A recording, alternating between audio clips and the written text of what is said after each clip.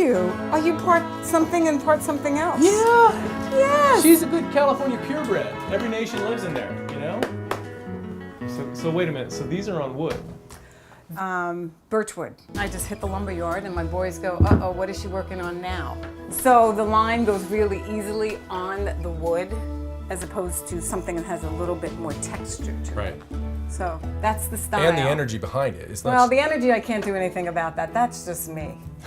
I mean, seriously. People go, I feel it. I can feel it. So it looks a little bit unfinished. And I go, okay.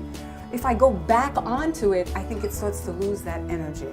Because as we know, you're on a horse, they're constantly moving. Even when they're still like this, they're moving. I love the eyes that you capture because you get spirit and soul out of them. And that's the thing that can look like somebody drew an eyeball, or it can look like you're actually looking at something that's alive. And that's the thing that I appreciate most about your stuff. Why horses? I grew up in a gnarly area in Brooklyn, New York, East New York. So I first saw a horse during the riots.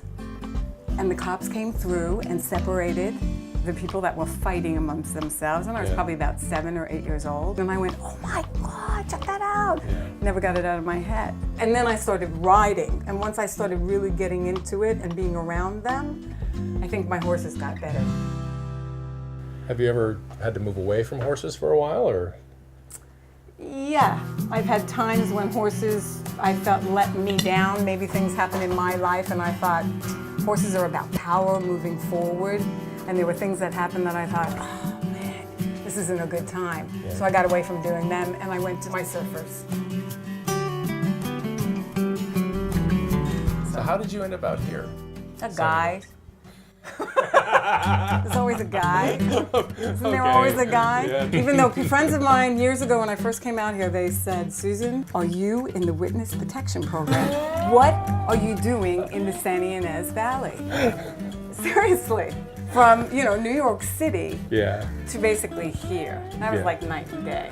But you want to ask people, why wouldn't I be? I mean, I was out walking through Los Olivos last night, and there was a little house that I could hear the piano, and there was 3 people in there just singing. I know they were just drinking wine, and their friend who could play the piano was banging away really bad, and they were having a ball. Oh, yeah. I got a friend who's an old friend of Sanford who knew him back when he first got started, and he was driving his beat-up old pickup with like a thermometer holding it in his hand out the window to find the microclimates.